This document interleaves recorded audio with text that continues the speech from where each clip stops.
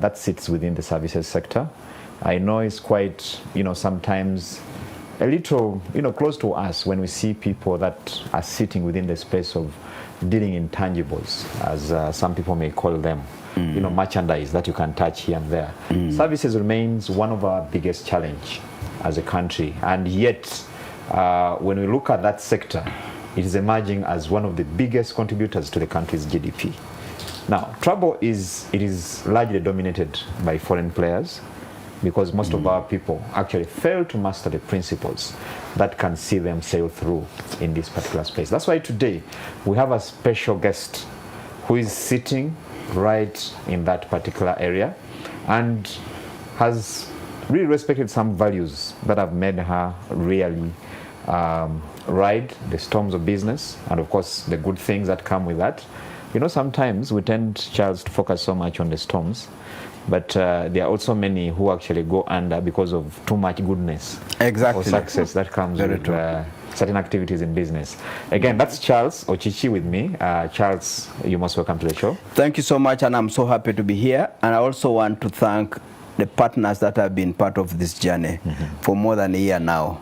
Uganda Insurance Association, Abi Trust, Minister of Finance, and of course Enterprise Uganda. Happy to be here again today.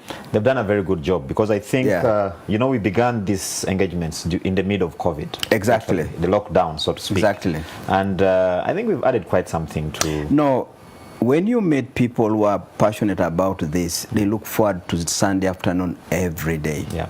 They reorganize their programs to just say, we want to listen to the next story. Because every story has got its shade of a lesson, encouragement.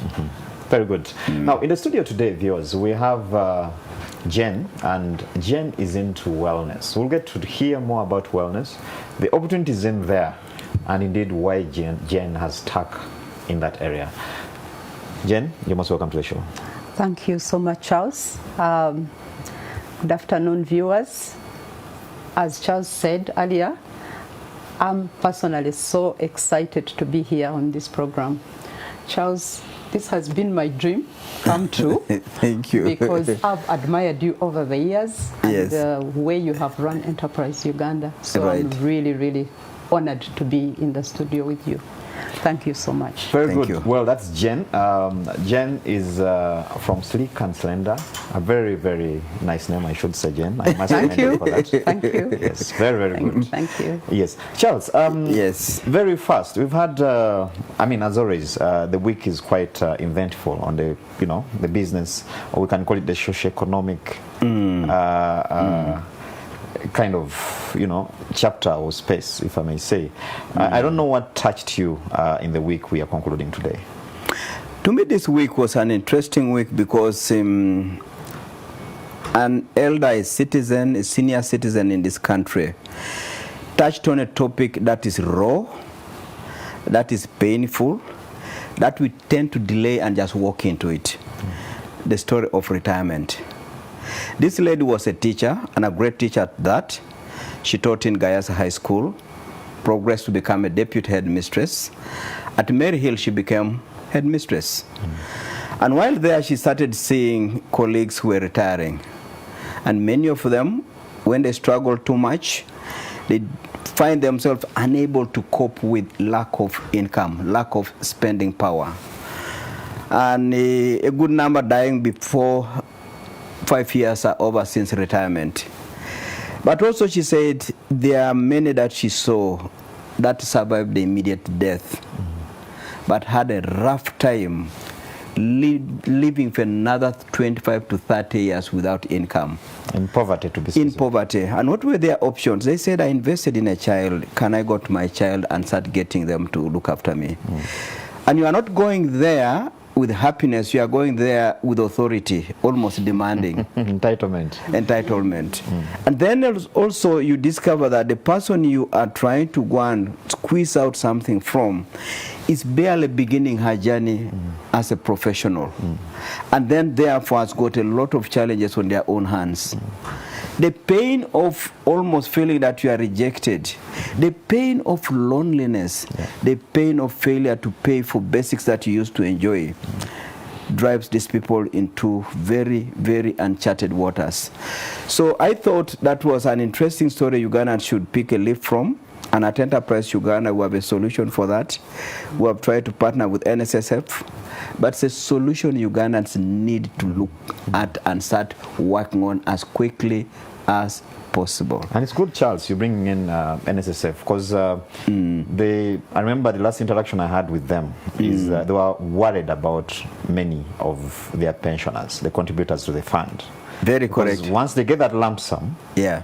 even with the money, Yes. when they get it, Yeah. some of them actually won't last, another 2 years with that money. And precisely this lady shared the same thing, that it is better for people to start acquiring entrepreneurship skills as early as possible.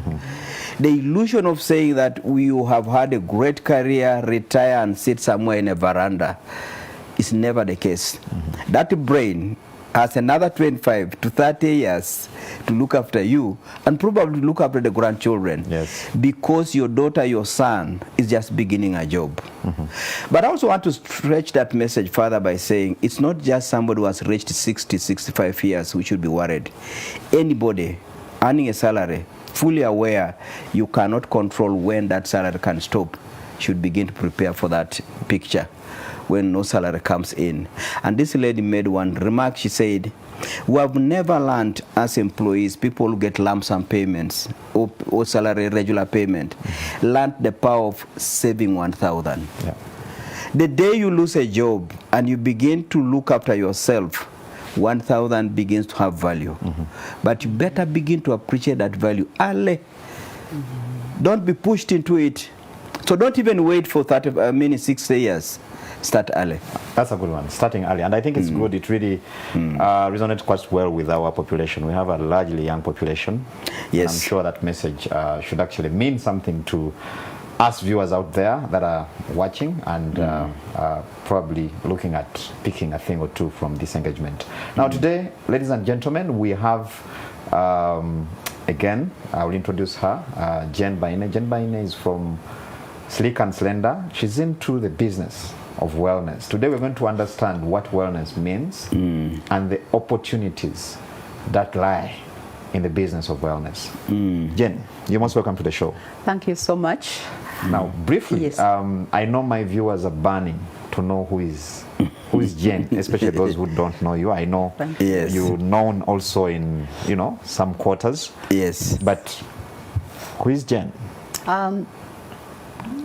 Jen Baine is a mother, a wife, and a grandmother. Okay. I'm a teacher by profession, and I'm also a counseling psychologist. This qualification I added a little later to help me assist my clients. Okay. I want to say that I'm so passionate about people being well, of course starting with myself. And I want to proudly say that I'm in my 60s. Whoa. And every single day I feel 28. I have so much energy. I'm quite speechless on that one. You- Charles is the one with many words, but maybe other thing or two. I can hear him smiling. I can see him smiling at that. Yeah. I just want to say that I've been really, really passionate about this work that I've been doing for the past 21 years.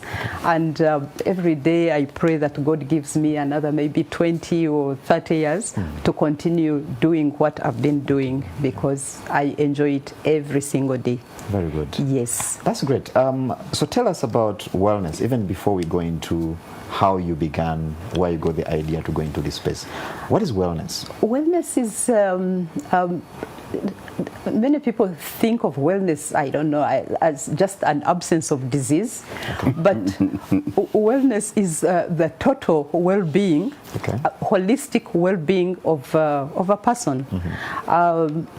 When you feel at your optimum, physically, psychologically, emotionally, and everything else. So wellness is not just a mere absence of disease, but wellness is about feeling at your optimum. When you can serve well, when you can go to bed and sleep without worrying about too many things. As we get into the program, we shall be discovering about A lot more. a lot more about wellness and what it entails. I hear you. Yes. That's a good one. Now, Yes. it again, lead me to the question of wondering the business of wellness now. Yes. And Charles normally says that fairly successful businesses are those that are there to address a societal or community need. Correct. Tell us about, the opportunities in the business of wellness. I mean, where are they? I'm trying to understand the business, and I'm sure there are many viewers, because this show is watched, by people with a pen and paper. Yes. I don't know how I can describe. There might be product lines. If I walked to you, you saw me, you can start saying, for you to optimize your your wholeness, I want you to start here. Yes. Charles, in the area of wellness, let me tell you, there are so many opportunities, and of course, I don't want to blame people. I don't want to blame anybody, but a lot of things in our country need overhauling, starting with the education system. Because a lot of times when we are in school, in these schools, we are taught physics, we are taught chemistry, and nobody teaches you how to eat well, how to manage your stress. Nobody teaches you about attitude, which is a big part of wellness. And a lot of people have no idea that attitude is an important thing that you need to. And I think that's quite important, Charles, here, because we always say nowadays most employers don't want to hire based on someone's qualification, but attitude. Very true. Are you trainable? Are you in the right state of mind, and that kind of thing? So when Jen here talks about that, I can really see. Because initially we used to think that people who go to meet, who need psychology or psychiatrists and all the services that go into some of these spaces are out there abroad. But now we are seeing it coming here. Very true. I don't know what you're picking from Jen, even before we go into how she motivated the idea of going into or taking that line so far. Yeah. What you can hear from Jen's story is a person who had a certain way of carrying herself and discovers that there are certain principles you need to follow as a person to make the best of yourself. And it becomes a passion. And she begins to say, if I can enjoy this, why can't I start an enterprise or a farm that will make more people also enjoy themselves as a sub-community? And as you heard from her, the moment you connect with your talent, you connect with your vision, the job ceases being a job. It becomes a real beautiful and fulfillment. So you see a person who is just saying, I enjoy what I'm doing. I sleep well. I love helping people. And then she says, years have simply stopped increasing in terms of her life. She's supposed to be in her 60s. She says she feels she's at 28. How many more Ugandans are wishing they could get into that kind of a state? You see young people today Struggling. A person is in his 30s. You look at a person is rugged and finished. Just didn't know that when you are born and left into adulthood, the rest is really in your hands, and there are those things that are not spoken about or not taught about. Absolutely. They just teach you about biology, but they don't put you in and start saying this biology is not about passing senior 4. There's where you should use it to make the best out of yourself. I hear you. So I think this is the kind of a show that Ugandans need to start seeing. One, the lesson is, if you have a talent and you have begun to enjoy it, try to convert it into a business. Try to convert it into a societal solution and see Ugandans begin to come to you. And I believe when she started whatever she's now doing, there was not initially even a name to it. She just started giving solutions. There must have been not even just a venue which was saying, this is now a venue for Slick and Slender. What a beautiful name. She just started doing it. And then finally she said, formalize it. That is how you walk into your talent, how you walk into your gifting. And many of us have got that gifting, and we're thinking, how can I first do something that relates where I went to school? And then maybe register a business. Yet you can start actually enjoying and delivering a solution even before those formalities. That's a good one. But let's get from Beine, how she walked into the thing and now what she's doing and how people are receiving her. Exactly. Charles, it's as if you were there Yeah. when I was starting Slick and Slender. Wow, you see that? That's exactly how I felt. Right.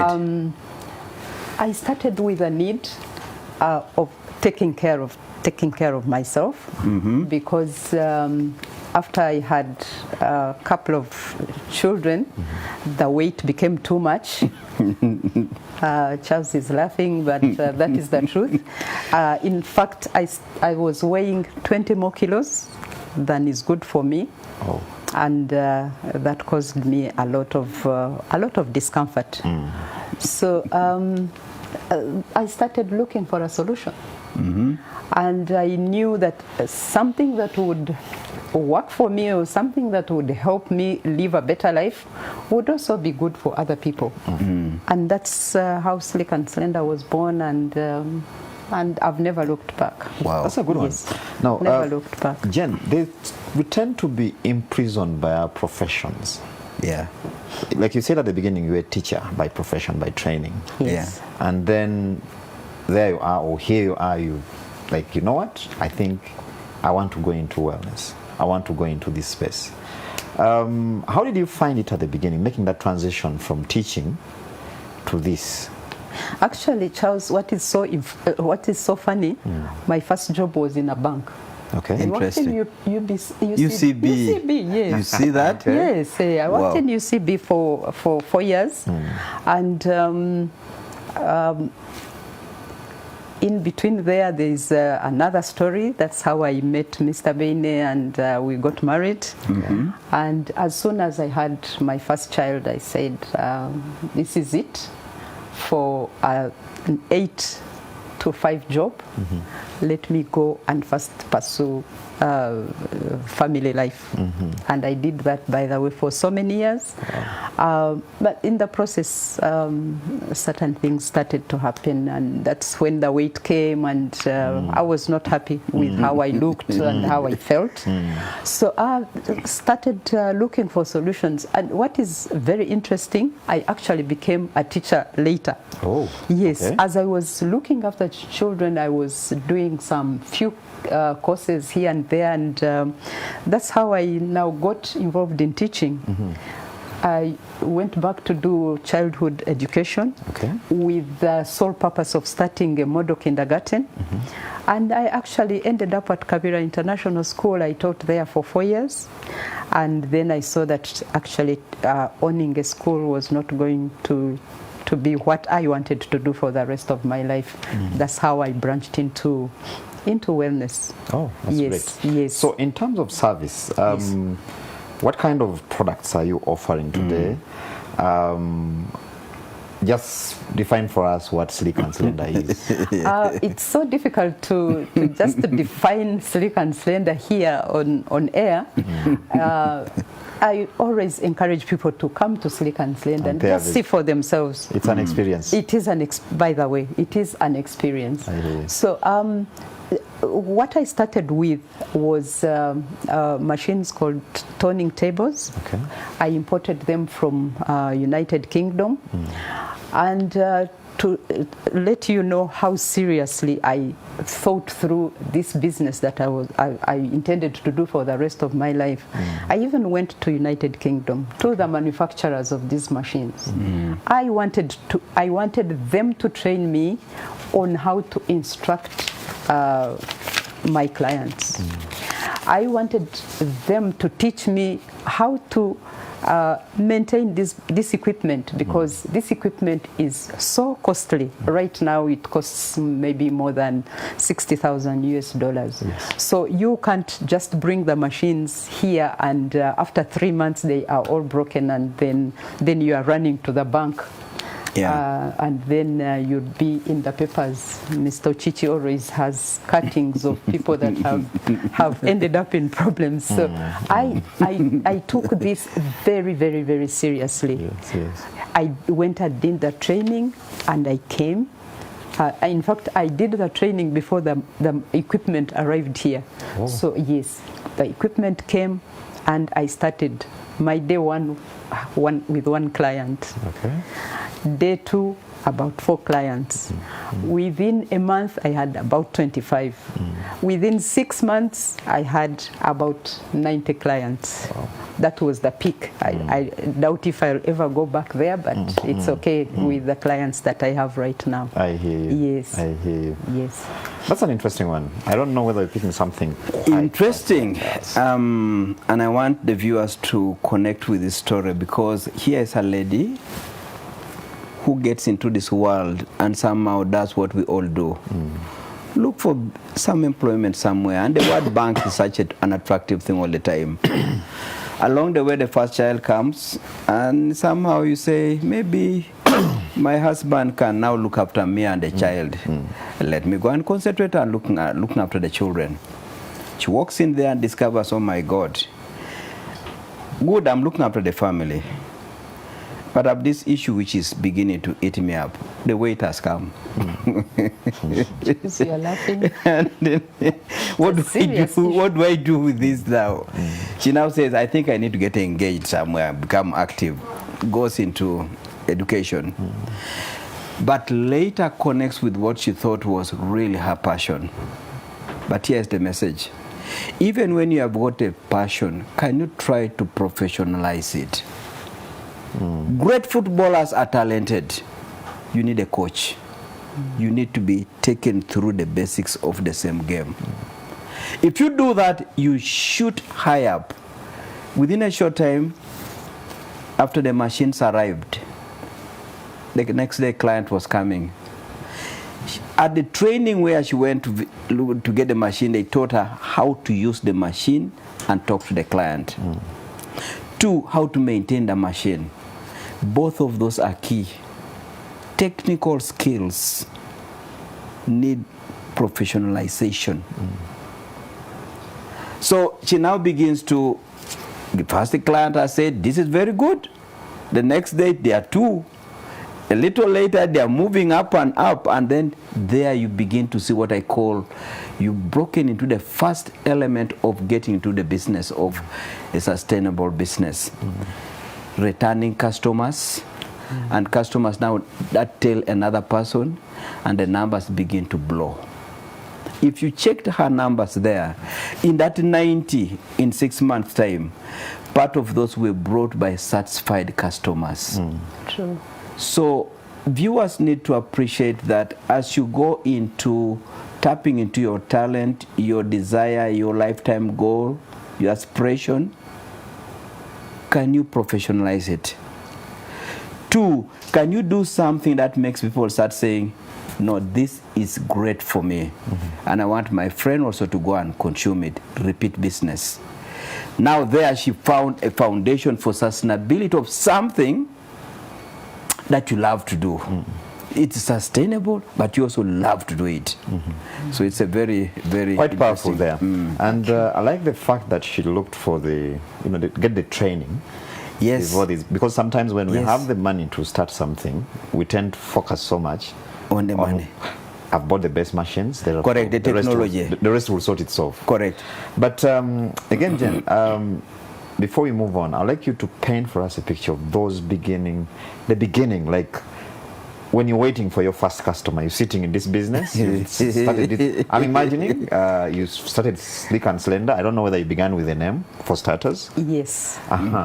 So you're sitting behind a counter and you say, we are open. Just paint for us that picture. The first day, the first week, the first 3-4 months. It is just too funny because I want to first let you know that Slick and Slender pushed me out of my comfort zone. I am an introvert. I used to be a very, very shy, a painfully shy person. Okay. And here I am. I'm opening the doors for clients. Yeah. And clients are from all walks of life. It's not somebody that it's not only the people that you went to school with, that you are comfortable with talking, and Slick and Slender just I used a word the other day when we met. It totally reconfigured who I was, and to be able to match the challenge, I had to do many things differently. Number one, I had to read broadly, because Slick and Slender was bringing in doctors, judges, nurses, professors. As clients? As clients, yes. Now, you picture somebody who is so shy, who has never broken out of her shell. Their shell. Yes. I want to say here that every single day, those first days, I went back home with a headache. I'm sure those were the days when you had lawyers visiting. With all due respect to So the lawyers. the beginning was not easy. Can imagine. It was not easy, and the thing is, as when we started, the place was not even ready. You know, when you say, I'm going with this, we didn't even have a gate at night. Some rooms were not even accessible, so I just locked some of them. I remember meeting, negative people will always be there. I met someone I thought was a friend. I told her about Slick and Slender. I remember her asking, is that the place that has heaps of sand? You're still working. We were still working. But anyway, that did not stop my dream. It did not kill my dream. Yes. And a lot of times, by the way, we are the ones that kill our own dreams because of the obstacles. So the beginning was really hard. It was hard. It was not easy. And remember those years, there will not be power. And which year are we talking about? We are talking about 1999. Wow. Yes. When I started, I didn't even have staff. My daughter Fiona, who was, I think, in S2 then, or S3, she's now a mother, and was the receptionist. I was the cleaner. I was doing everything else. So the beginning was not easy. But where there is a will, there's a way. Always a way. And when you are passionate about things, many people, when they walk into Slick and Slender, they can never imagine that that's the way we started. I hear you. That's an interesting one. Now, before I bring in Charles, you were, I think, in 1999. Yes. I'm imagining, because I know for the fact that even now there could be a number of Ugandans who might still struggle to understand what wellness is, because we tend to focus so much on our daily hustle and that kind of thing. Yes. So here you are, you setting this service, which probably for some it could be the first time they are hearing about the concept, or they could have heard about it, but it's vague and that kind of thing. The toning tables. Exactly. Do they work? And that brings in a very, very important aspect. It's easy to sell an apple, because you can say Yes. an apple. Yes. Or this is jackfruit. Yes. Tell us, your experience about selling a service, to these lawyers, to these doctors, to these professors, probably some of them hearing it for the first time. Yeah. As I said, the beginning was not easy. The day before I opened the doors, I remember sitting at the reception, and listing a few people that I knew, some people that I used to admire, people who had carried themselves well and aged in a graceful manner. People that inspired me as a young person, because I was still in my 30s when I opened the doors to Sleek and Slender. So I made a short list and called one by one, using those old telephones, because there were no mobile phones like now. So I started with those few people that knew me, that maybe believed in me, and word of mouth. Of course, it doesn't help very much right now. Other things have overtaken that, but word of mouth really helped me. And I want to say that credibility is very, very important here. When you have some people believing in you, not so much of what they have already seen, but thinking that you can take them where they want to go. So I started with a few friends invited their friends, and slowly by slowly I started building the name. Yes. That's beautiful. Yes. Charles, she raises a very important point. Credibility. And when she mentions it, I started imagining and wondering, when does an entrepreneur's journey begin? Because you could be something else. Correct. And then you say, correct. I now want, or probably you've been a smoker, you've been doing all this kind of thing, and you say, now I'm into the wellness business. But so funny. You can take it from there. As you listen to Jen speak, the elements of getting into business come out so clearly. When you hear her saying, I had to read a lot, I had to get myself to a position whereby as I receive these customers, I sit in a position of superiority in terms of my space. In business, in Enterprise Uganda, we call those mastering your key success factors. What does it take for somebody to walk through that gate and come to a turning table? And when they start saying, please, now I'm here to consume a service, you should deeply grounded in the subject. Mastery of the key success factors, fundamental. What she did was go and get the right machines. Get to know how to use those machines well. Read around your subject as if you're about to be examined. But the examination this time is not by some invigilator somewhere. It's the customer. So that's a key aspect of. As she was panicking, look, this is somebody who was passionate about her thing, but the reality dawns and says, this professor is coming. Will I satisfy his expectations? We normally call that one the first law of entry into business. Sell a solution that meets or exceeds customer expectation. Now, if you don't panic about it, you are taking a customer for granted. So I was just delighted to hear her saying, headache was everywhere, panic everywhere, feeling as if things are not adequate. But along the way, things are rugged. The employees, it's you and your child. Those are your staff. That's right. Now that adds to the pressure. Then you keep on saying, oh my God, can I tell my friend? Then someone says, you mean I should come to that place with a lot of sun, a building site looking a kind of area? Public opinion comes in. Now, if that is ringing in your head and stops you from how to craft solutions, you get yourself into more crisis. The courage came in. And as the courage came in, she began to overcome this big inherent limitation in her. The shyness, the timidity, and the nature of the job requires that you are not timid. Today she will speak to you until you just say, I'm in the right place here.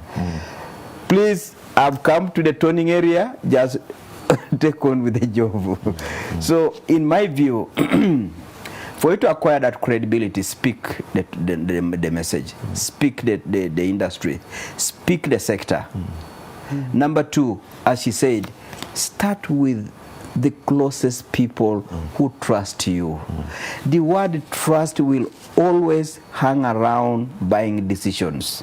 Nobody wants to be experimented upon. Nobody wants to. And moreover, I'm paying your money and you're experimenting on me? No. So for trust to build, you need to have character. People who are your closest will know your character. Competence is now when you have done the job, then we start combining that. Character is there, competence also is there.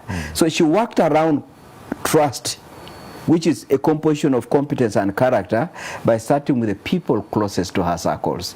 But even as she was doing that, do your homework. Do your homework.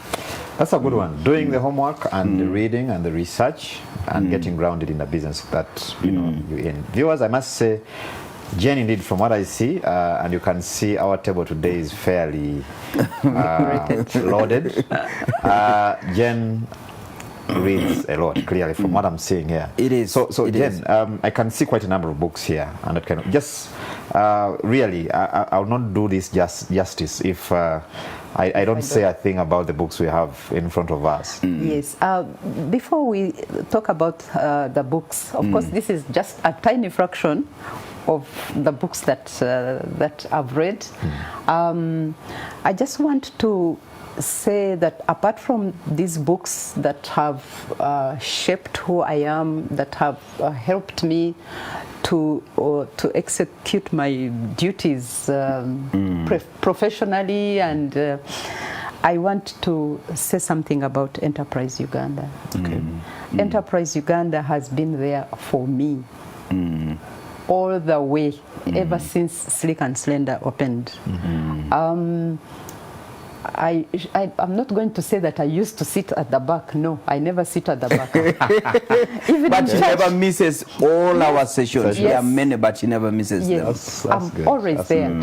I almost forgot to say that the last training that we had at Piato, Yes. Enterprise Uganda just selected a few of us. I was so humbled Yeah. that I was invited for this session, Yeah. talking about how to resurrect our businesses, because as you know, COVID hit us really, really hard. So I went to Piato this morning together with my daughter. Yeah. Who we are now partnering, and I'm hoping that she will take this business into the future and to the next generation. So this training, Charles, you came and addressed us just briefly, I think, just less than 10 minutes. That's but correct. I remember that. I'll never forget your words. I'll never forget what you said. I thought that all of you had died. Not from COVID, but businesses dying. No. That training, I think it happened beginning of March. Yes. It really put a big fire. Very good. Big fire in my chest. I hear you. Very good. Very good. I want to say that between March of this year and May, Slick and Slender is almost at the time when lockdown happened. Oh my God. Yes. Wow. So I it feel is like amazing. just This clapping, training, yes. please. I feel good. I Yes. feel just so powerful. good. So Indeed. that training, and you know, I always try to share with people. I always encourage even my own clients. Please go to Enterprise Uganda. All the people that I interact with, the people that want to go into businesses. I remember me encouraging the late Mrs. Jordan Gavidano. Yes. Yeah. And she came to Enterprise Uganda. Yeah, she did. And Yeah. she. Very true. Very, very So true. Training. You have to look for the knowledge, the skills. You have got to look. And continuously. Yes, you have to be consistent with what. If I had run Slick and Slender up to 5 years and then my passion died, maybe Slick and we would not even be here in this studio talking about Slick and Slender. Great. Yes, so consistency. So the books have been amazing. They've taught me a lot. Things that we did not learn in school. There's this book, Eat to Live. amazing information. These books are in a series, Chicken Soup books. Amazing books. Okay. There's even one here about retirement. This book, yes, this book I bought from South Africa in 2015. I traveled to South Africa together with Dr. Kasenene of WellCare in Bogolovi. And unfortunately, we were the only 2 Ugandans that raised the Ugandan flag. I was expecting some other people there, but we were the only 2 people. The reason why we went to South Africa was to learn a lot more about preventive medicine, because in the near future, or even right now, the health system is totally overwhelmed by yes, all these lifestyle diseases, non-communicable ones. Non-communicable, yes, they even have a name for them. Non-communicable diseases. The health system is overwhelmed. COVID has come and complicated matters even further. And we're talking about the cancers, the diabetes. Yes, diabetes. We are talking about hypertension, about diseases which can be avoided, diseases that you can push until maybe you're 60 or 70, because right now we are hearing about 35-year-olds dying of strokes. Correct. We are hearing children in primary schools who are suffering from diabetes and high blood pressure, and all because of lack of knowledge, shall I say, as the Bible says. Hold it there, Jen. Yes. Charles, quite interesting there, because you know, we've been lamenting about these. They're now becoming epidemics, especially like cancer and all these other lifestyle diseases. And I see, you know, a businesswoman who saw, not today, but over 20 years ago, that this is where we are headed. Very true. And I mean, I find that quite commendable, where she was able to actually look for an opportunity within a problem to actually help society. And now, if you see, I know for the fact that Ministry of Health's narrative now is shifting to prevention, as opposed to treatment. So you can see how talent and interest can create a space for anybody. A lady walks in there and thinks she's first going to start with friends and mature people, but her eyes are on the ground to keep on saying, where could my services be needed more? And she begins to see heavy, overweight children in primary 4. In primary 6, kids are weighing 70 kilos and they're in primary 4. Kids are weighing 90 kilos and they're in senior 1. And she's saying, these are things that we can begin to tap into and give solutions. What you can see here is get into the groove. You don't know how many more doors are going to open and how useful you are going to be until you just discover, why is Uganda saying there are no jobs? There are no income opportunities. It's because you fronted a need to look for money rather than fronting a need to solve people's challenges. Look, she's now talking about all these other things that we never used to imagine. The cancers of kids, the children having hypertension. And she's listening and saying, how do I get into that? Getting into the game. And just look at what she's doing. As she reads this, she's technically getting herself ready. As she comes to Enterprise Uganda, she's saying, I want to be a business operator. Something that has got the rigor, the roots to stand the test of time. And you heard what you were saying? My daughter is already entering into this. She took the girl to school, exposed her to the game slowly by slowly, and she's saying, I'm hoping you can connect with this vision. So here is a person who avails herself to offload all her talent to the resolution of community challenges. And as that happens, limitless opportunity. And then you sleep well. That's the beauty about solving people's problems. You are sleeping well, not so much because you collected a lot of money today. You left people walking away feeling good. You've solved a problem. Yes. That's a good one. A heavy kid that was having hypertension is being given hope that this kid, we could reverse this picture. If this kid obeyed the following. And she goes into her books. Now you see what it means to be an entrepreneur. Never stop the learning trait. Great. And whatever you are learning, you are not learning to talk about it. You are learning to solve people's challenges. Yeah. That's a good one. Jen, coming back to you, of course, one of the challenges in business is managing workers, employees.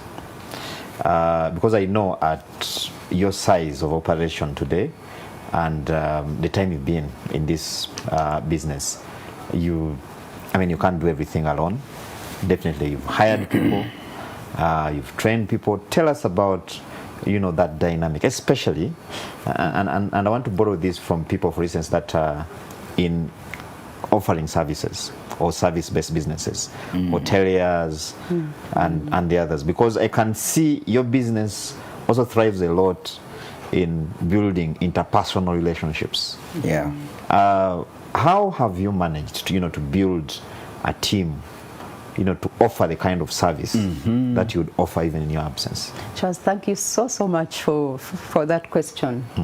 Right now, I'd like to mention something about my upbringing. Okay. I want to really thank my parents, especially my father. My father was a professor of criminology and sociology, and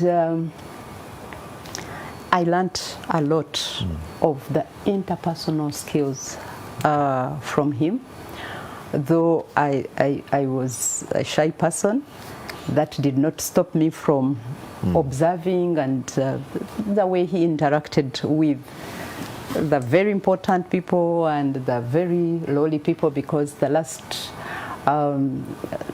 close to 20 years he had retired and he was living in his country home, and I saw how he interacted with people, and not only interacted with other people, but the way he treated me, or the way he empowered me.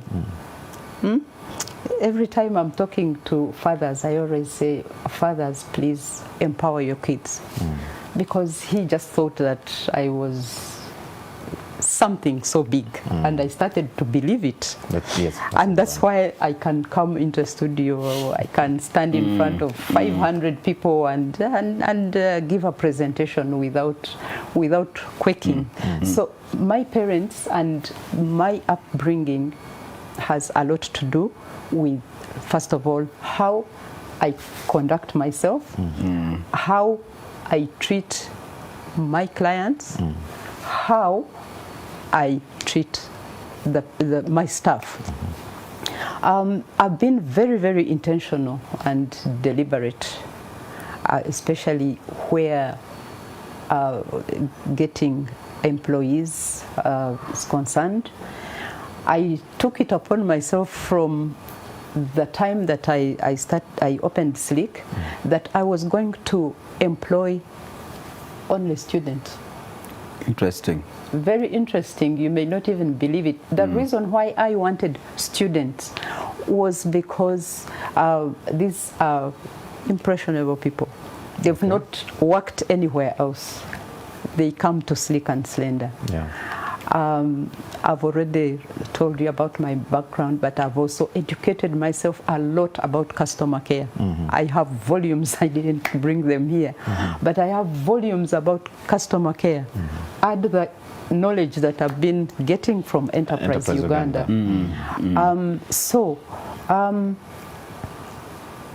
From 1999 up to today, I still employ students, university students. Of course, they come after their education. I normally encourage them to go and look for jobs out there. Among these members of staff, and good people, good girls. Of course, they also come to Sleek. Some of them are so timid, just like I was. But I help to empower them, to show them that they matter, to teach them that they are doing a good job, they are doing a good service. So one of them, Ruth, she might be out there listening. Ruth is Assistant Inspector of Police. I'm so proud of Ruth. She came to Sleek and Slender when she had just finished her S6 vacation. She was at Sleek and Slender, I think, like for 5 years. And after she left, she joined the police. She's a great lady. Interesting. One time I was traveling somewhere through Entebbe Airport. I met with 3 girls, former staff of Sleek and Slender. Those 3 girls were working with the UN. Interesting. Just think how I was feeling as I was catching my flight and going wherever I was going. So I still believe that if, by the way, I have also read a lot about leadership, so that also helps me. As the members of staff are watching you every day. They are looking at how you are treating clients. They are looking at the way you wake up, because every single day I'm at my place of work by 6:15 a.m. Oh my God. Yes. So how are they going to be late? If the owner of the business is at her place of work by 6, so how are you going to be late? So the training of my staff has been one of those. I feel so lucky and that I've actually been privileged to impart so much to these young people, these young lives. I hear you. Yes. That's quite powerful, Charles. Thank you. Thank you, Jen. Charles, quite powerful there. It's an interesting philosophy, and again it goes to the nature of her industry, mastering the key success factors of your industry. One, she says customer care is key in this kind of a thing. And if somebody has not imbibed that and is too mature, it may be tough game to try and break them to appreciate it. So she goes for the impressionable age group and says, I'll select this one, select this one, select them. But then as she selects them, she's also keen on doing 3 things. One, nurturing them with a heart which simply says, I want you to succeed, use this platform. 2, she puts herself as an example, that whatever I teach you, I do it. Whatever I teach you, I do it. 3, if you pick the skills and things that can sell you into a bigger world from this place, I bless you. That is a brilliant, brilliant outlook to nurturing human talent. You don't get yourself bruised, angry, and saying, now you are going away, you are joining police, and what? Says, I bless you. Her people are in UN, her people in civil service, security forces. Everywhere she goes, she's a mom of great careers, of souls that have counted on her or depended on her to give them the wings to fly. So Jane, that's a brilliant way of looking at our country, and it's beautiful and great. You know, give young men a chance, but don't just watch them and say, I catch you. Give them a chance and nurture them. As they begin to flourish, say, don't mind, should there be an opening that will make this journey even faster for you, just tell me about when you want to go, and we see how to manage. And I love the fact that she's living by example. That's the thing. 6 o'clock. That is quite something. 6 o'clock, she's right in there. And that's a message without you even having to put a register somewhere. Clocking in. People clocking in. You know, it rubs off. It does. The kind of virtues that you exhibit as a an entrepreneur. Viewers, we're going to take a very short commercial break. We are looking at the topic of wellness, and this afternoon we have Jen Baine. She's the proprietor, Sleek and Slender, and quite powerful a story. And I'm sure there are quite some good lessons that we can pick. And after this break, of course, we'll be picking your calls and responses. Please don't go away.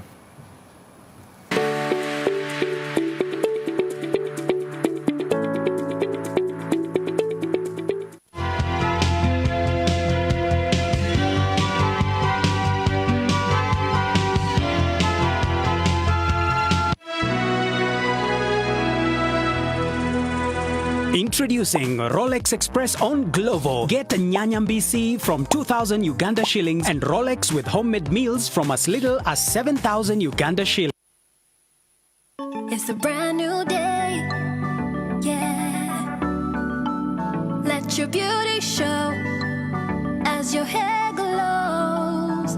With Radiant, everything comes to life when you arrive. And should you ever look back, let it be to gaze upon your radiant day. Rise up, African queen, fix your crown, yeah. Rise up, African queen, fix your crown, yeah. Radiant, look good, feel great.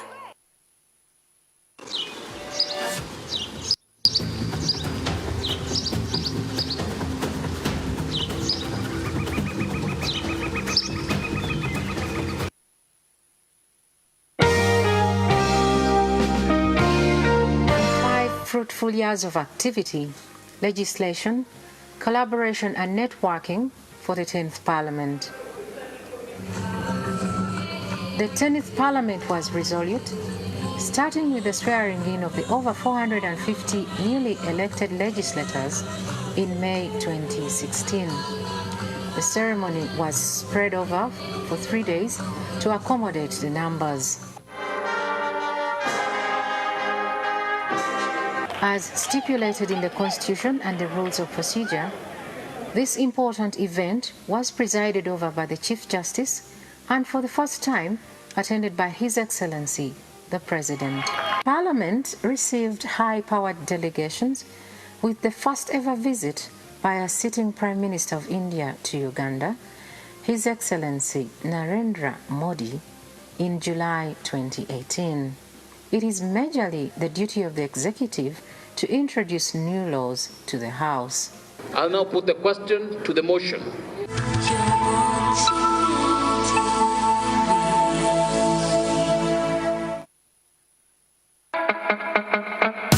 In the world of music and entertainment, NTV got you covered. That's why my baby said, you are my fantasy. There's no way till the water's dry. Let's go! Take your lunch break in style with me, Christopher Hanna, and Fem DJ. Join me every single day from Monday to Friday from 2:30 p.m. to 3:30 p.m. on The Vibe right here on NTV Uganda. This kind of love, they do my body tanana. They make me one day your life. On The Beat, we bring your favorite artists from within and of course beyond our country's borders.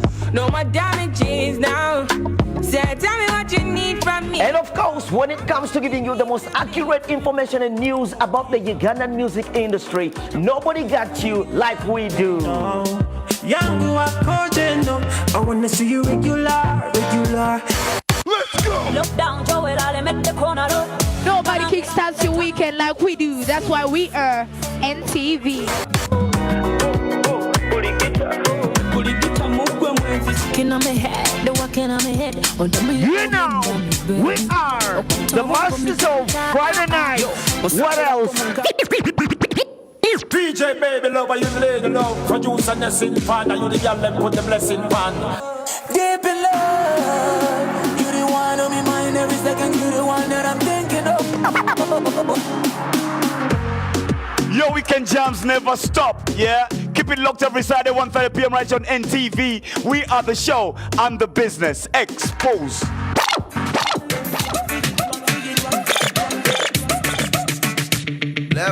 Hey yo, what's poppin'? What's up? This is your Ultimate Saturday Night Show. It is the biggest party in the land, partners with some of the biggest brands in the land. Let's dance the night away. And now every single Saturday night, 10 p.m. exclusive on NTV. We're the NTV Dance Party.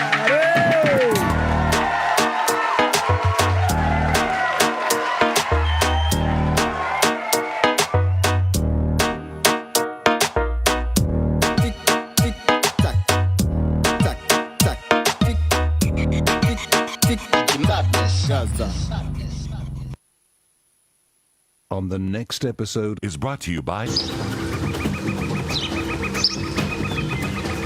On the next episode. Here, let me use your computer. Here. Look, you see, there are tons of online fashion shops nowadays, and 99% of people buy their clothes online instead of going shopping. And also these new websites are doing well recently. It's nothing at all. They were just talking about business. Go back to your seats. Oh. Look at that jealous guy over there. I've noticed that most people don't care about printed media anymore. They prefer new media and also social networking.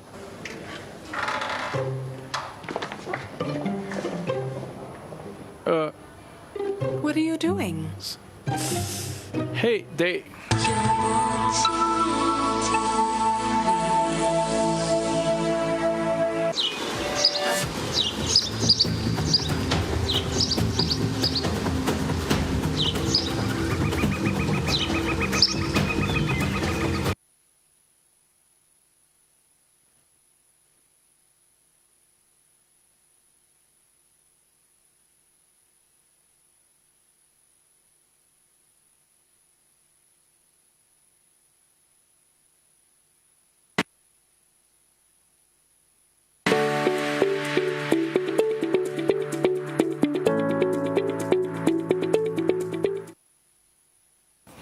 Dear viewers, welcome back. It's once again the Business X-Ray, and today we're looking at the opportunities that are presented by the business of wellness, or the wellness business. And our guest in the studio today is Jen Baini, the proprietor, Sleek and Slender. And she has already broken down for us what is involved in this business, and it clearly, from what I'm seeing, it's a cross-cutting subject. We all need it, because we are all, ideally, as we are living, we are trying to run away from all manner of diseases. Yes. And the message she's coming with, of course, is the preventive message. Yeah. And she's offering solutions along those lines, and that's her business. Quite powerful and quite interesting. Now, thank you, Jen, once again. You mentioned earlier, in our discussion about the fact that you've brought on board, family, or you began with actually family at some point. Yes. So tell us about that, because we see sometimes many entrepreneurs start businesses and they would like to keep their family members away, or sometimes when they bring them on board again, it's only the only qualification a family member has is the blood relation for that business. Correct. How are you handling it? I must say that I've been very, very fortunate. And the daughter that I have brought on board, together with my son, by the way, the daughter is my daughter-in-law, though I don't like using in-law. So my son, together with his wife, showed very, very keen interest in Sleek and Slender. And they are the ones that have now been taking it to another level, using social media, because Mommy was earlier relying on word of mouth. When they came back from studies, they said, look here, we have to start doing things in a certain way. And my daughter was working in a corporate job at Sanlam. Okay. And she decided on her own. I did not persuade her, I did not coerce her into coming to join. So she joined because she loved what I do. And I want to say that she is very, very passionate. No, she's very, very passionate, and she is teachable, because every time I'm coming to Enterprise Uganda, she comes with me willingly, not that I'm forcing her to learn these things. And I find it I find it a blessing, because as I always say to people, I don't want Slick and Slender to die with me. I want it to go into the future. I want it to go to the next generation. In fact, right now, every time I get a young person at Slick and Slender, I sit with them even longer, trying to teach them, trying to show them that looking after oneself is a personal responsibility. You shouldn't have someone with a stick following you all the time, advising you to eat healthily, to do your exercise. No, it's an individual's responsibility. So for me to have young people on board who are passionate about what we are doing for this country, and by the way, not only this country, but also beyond, because I have some friends that have taken this concept to there's one client I had who took this concept to Ghana, Accra. I have a very close friend of mine, Annette. She took this concept after she visited Slick and Slender. She took it to Kigali, in fact, very, very seriously, because she even sent me a ticket to go and help her set up this business.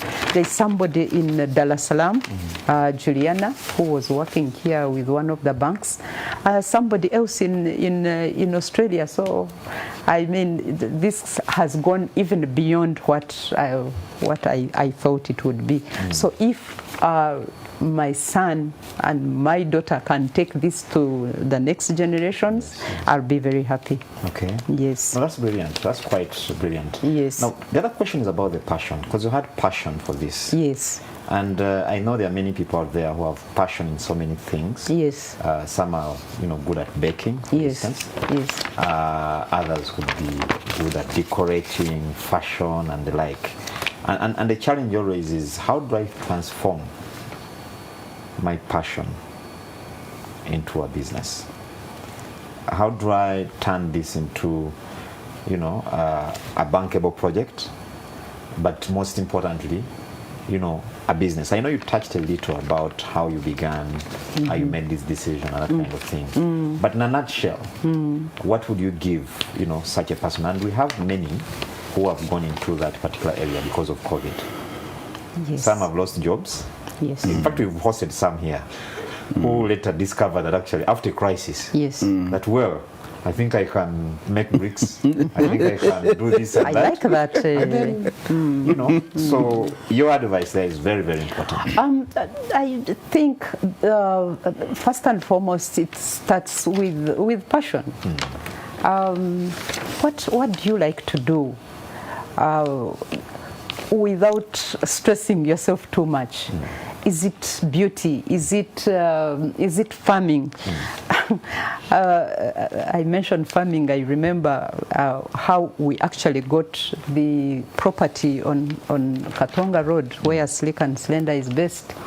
A friend of ours, Mr. John Ndyabaje, who is like an uncle to me. Of course, he wouldn't even remember this, but he came to us and many years ago, and he forced us to buy his land. But every single day, I'm so thankful to Mr. Ndyabaje. He forced you to make the purchase. He forced us. I'm not passionate about farming. Yes. Mr. Bain is not passionate about farming, but he forced us to buy this land.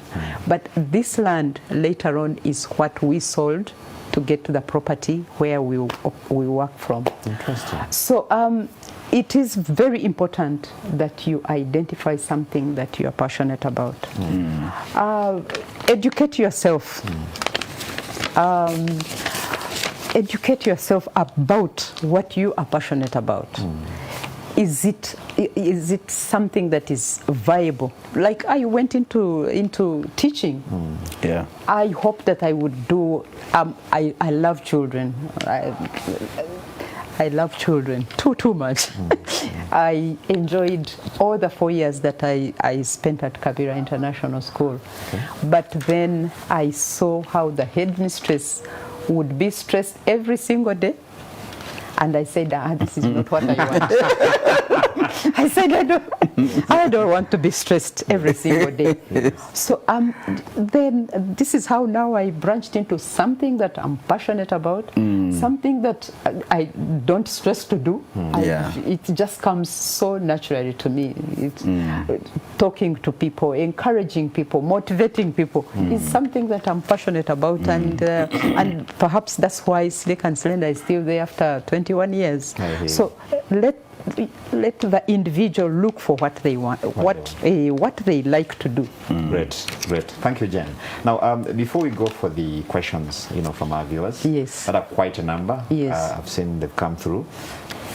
Any challenges, and how you've managed to scale or to deal with the challenges when they happen? I like that question. Of course, if you see anyone that has succeeded in anything, just to know for sure that there have been several challenges.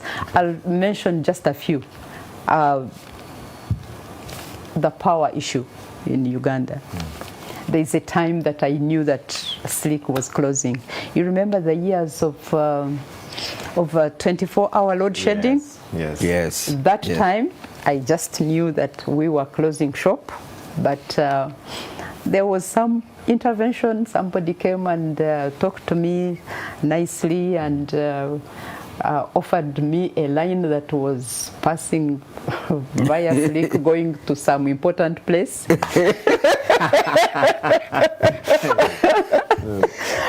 Of course, at a small fee, but that helped Slick and Slender to survive. And most likely that was one of your customers. No, it wasn't a customer. It was somebody working with power.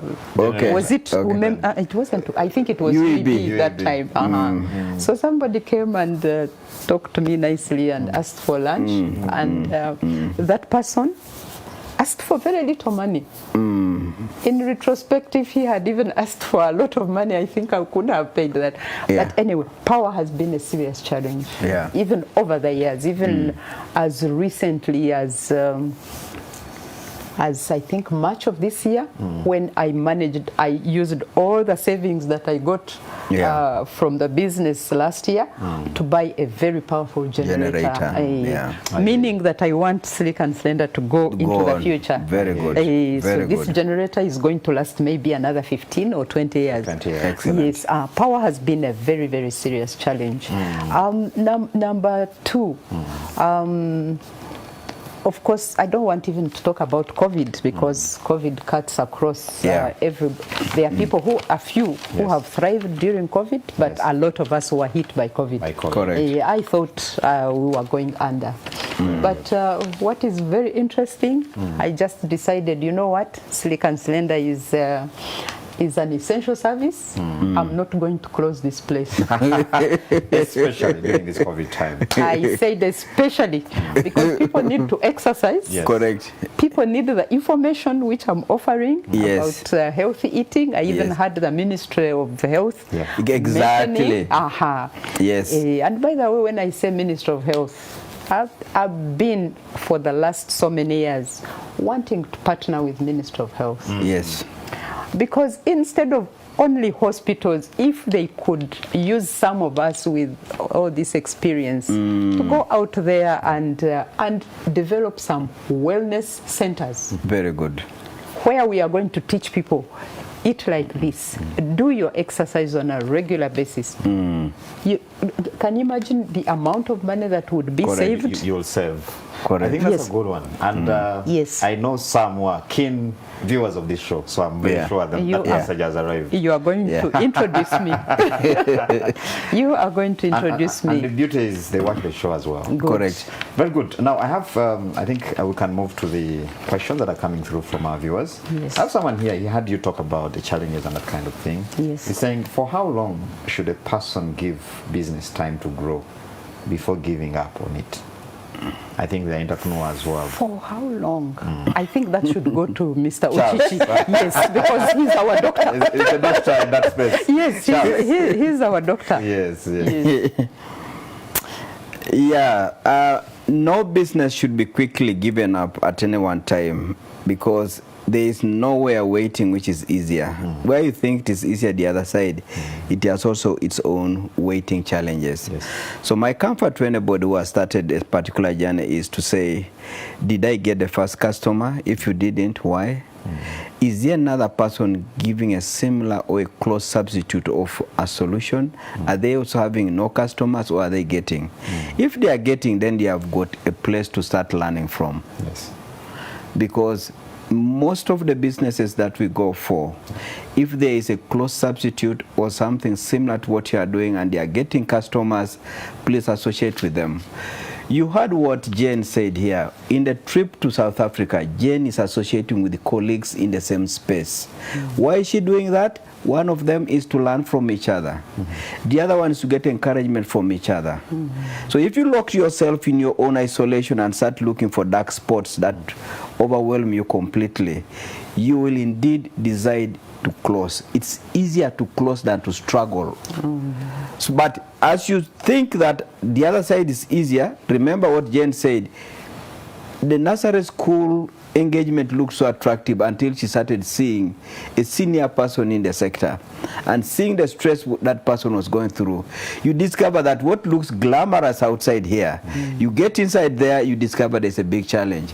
So in effect, don't give up easily.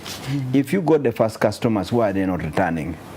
If the customers are not returning, did you talk to them? If they are now giving you feedback, did you take the feedback seriously and try to address them? If you did that, all that, and it's still not working out, is there another person walking the same path? How are they coping? Right. Never give up. Thank you, Charles. Now I have Dusman Oki, is the RDC Padel. He's saying, great show. Kindly bring Mrs. Baine to encourage and talk about reading. WhatsApp has killed our reading culture. So sad. And I think it's even happening to the business people as well. Yes. So sad. Yes. Yes. So then Charles, someone here is wondering, he wants information about, the session. I think we won't tire to actually keep telling people about the sessions for Enterprise Uganda. Yes. And the current sessions that are going on. Because I have about 4 people asking. Yeah. So I can only say that please try and get in touch with Enterprise Uganda. We're on plot number 38 Lumumba Avenue. Email address is info@enterprise.co.ug. My telephone line is 0772 699 808. Get in touch and we shall get you enrolled. There are so many beautiful sessions we conduct, and what is Slick and Slender proprietor is saying here are solutions available for the entire country. Thank you, Charles. I have Shamila from Maya. She's asking, thanks for the show. I'm requesting that Madame Baine mentions the books left on the table and empowering books for women. I love tailoring, but I studied midwifery. I fear to leave because my mom today... give her those titles. She's actually trying to go into another space, but she studied something different. She loves tailoring, what you're talking about. So what kind of advice would you want to give her? Oh, to Shamila? Yes, Shamila, yes. Oh, okay. If you were forced into, was it midwifery? Midwifery. Most likely, you were forced to do the course that you did, and now that you find that there is something else that you are passionate about, don't quit midwifery just like that. maybe go for training part-time in your spare time. You could look for somebody who could do some mentoring for you. I know some people that are in that business. If you get in touch with me, I could introduce you. And you first do the training, because you don't want to just jump out of the job and then you start the training. And as we were saying earlier, you may think that tailoring is a lucrative business. You reach there and you spend 6 months spoiling other your clients' clothes. Yes. And then you are cussing, and then the clients are also cussing. So first do the training. You can do this passion of yours side by side with a job until you are confident enough that you can go out on your own and acquire sewing machines, and you take off. And you take off. Yes. Very good. Now I have Ponciano. Ponciano is watching us from Tanzania. He's saying he's a young entrepreneur and a psychotherapist. He's saying, of course, he wants to know to get Charles Ochichi's number and Jen's contacts, but then also is keenly interested in knowing where your operation is located. Okay, I think we shall give that But at we'll the give end. that at the end of it. And the books. They wanted to a bit of those titles. These titles, I don't know if we can maybe just show them. Yeah. This is Dr. Kasenene's book. Okay. Yeah. I think I'm going to ask my producer to zoom in on the titles. Yes. So that those that are keen on picking some of these can actually, get the message there.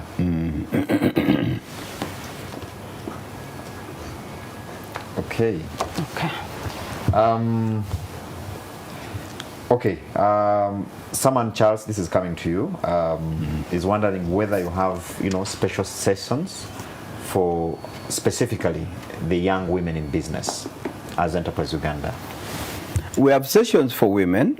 We also have sessions that are generic, everybody. So again, like I gave the contacts already, use those contacts, get in touch, and then we can look at your case and see which products you can come into immediately. Right. Otherwise, sometimes we get a partner we work with and they are just interested in training only women. So in that respect, we go by that direction.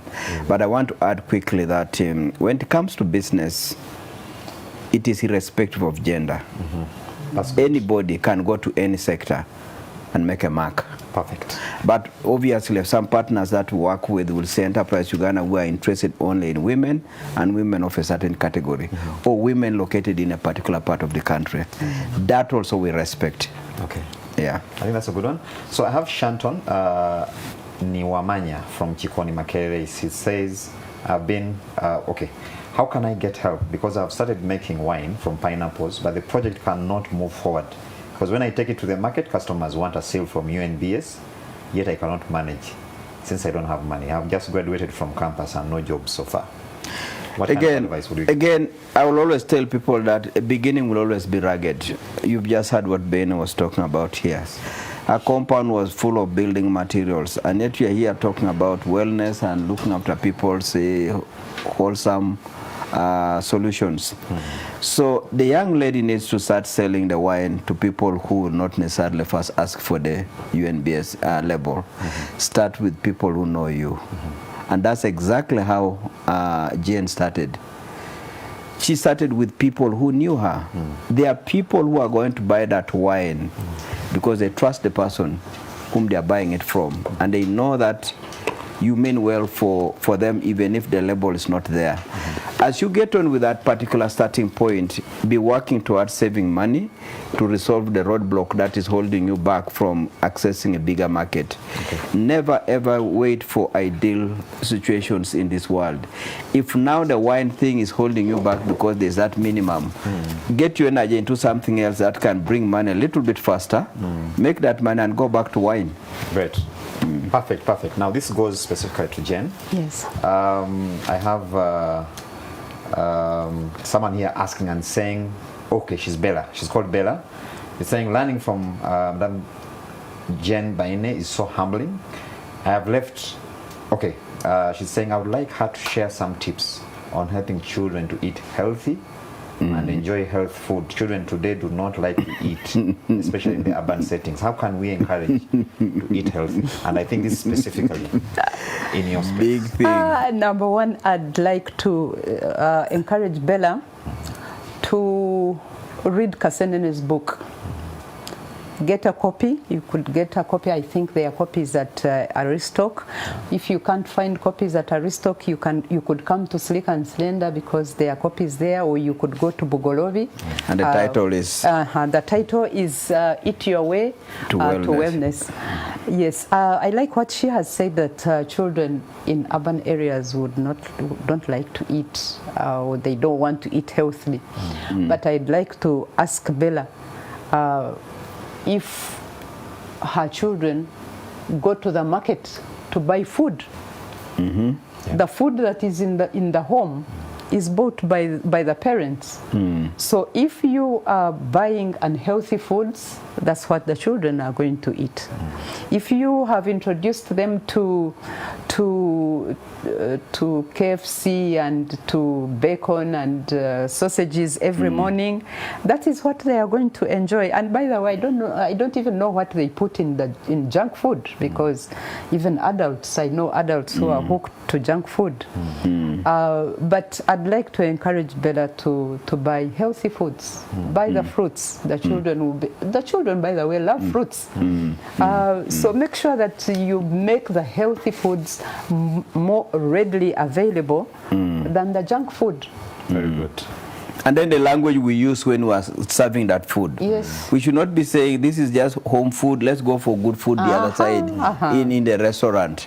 They now believe anything homemade, it is junk until we get out of our gate. Yes. So how do we portray what we eat at home? I hear you. Again, Jen, I have someone here, it's called Patience, and she's saying, thanks for the show.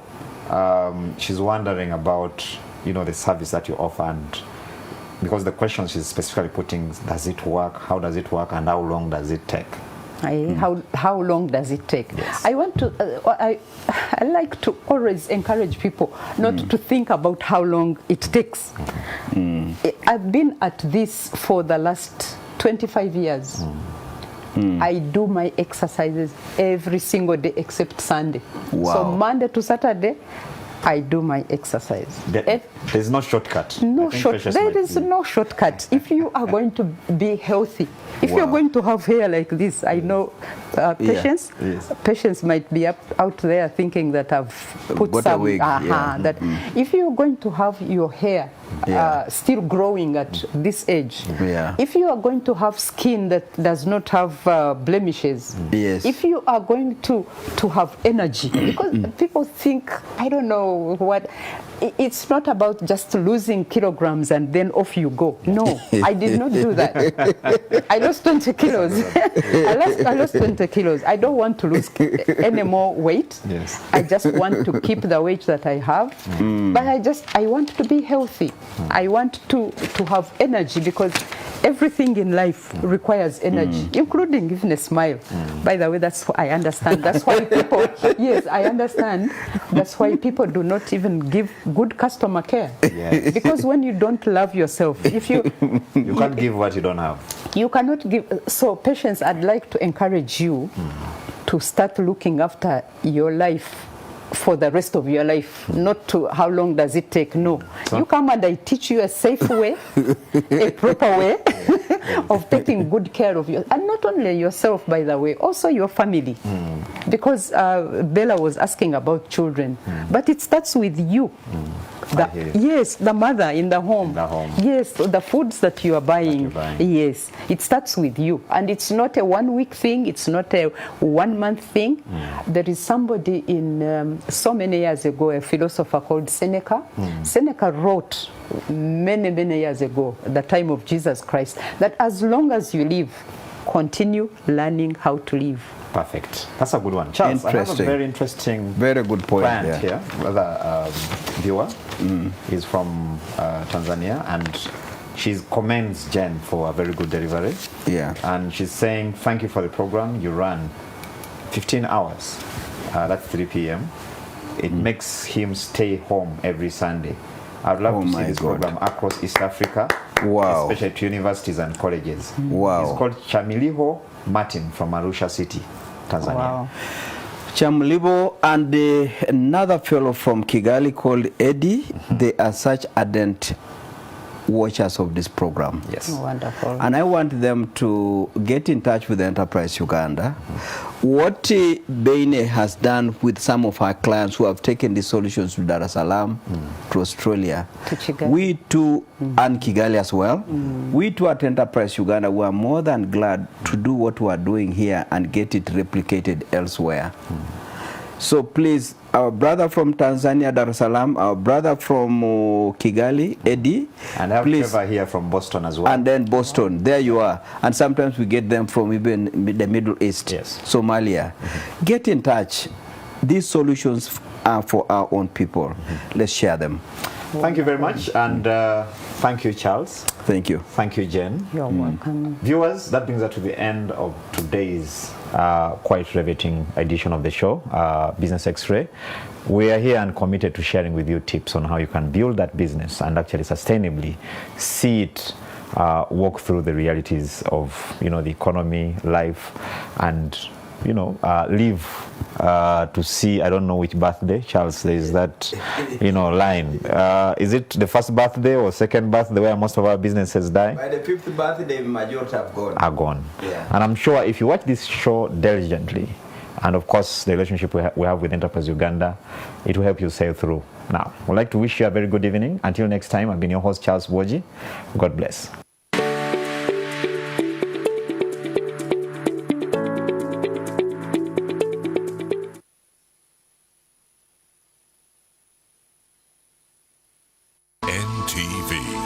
Turning on your world.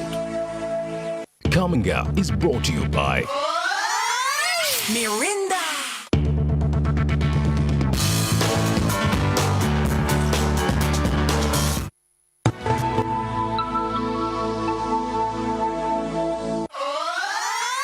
Mirinda. Grab yourself an ice-cold bottle of Mirinda Orange at any shop or supermarket near you. Mirinda Orange, the taste that makes you go ORNG.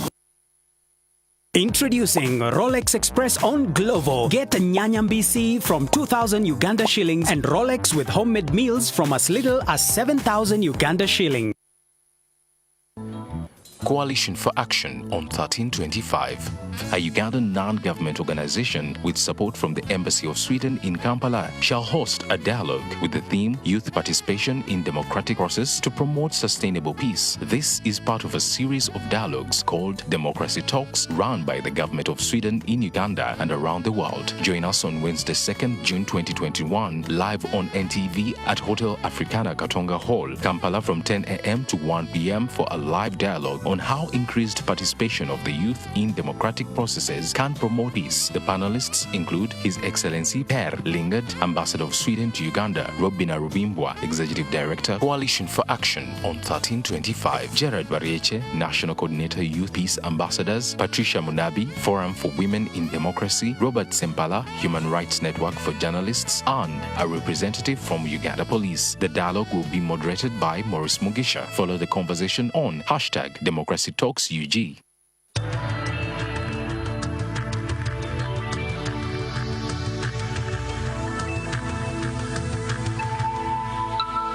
This is NTV.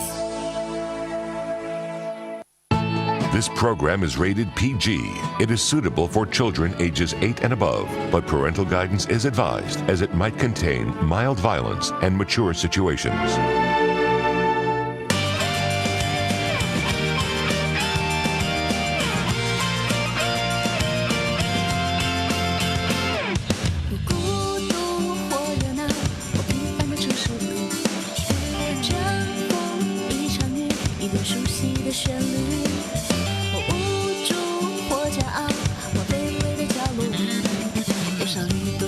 多少金色。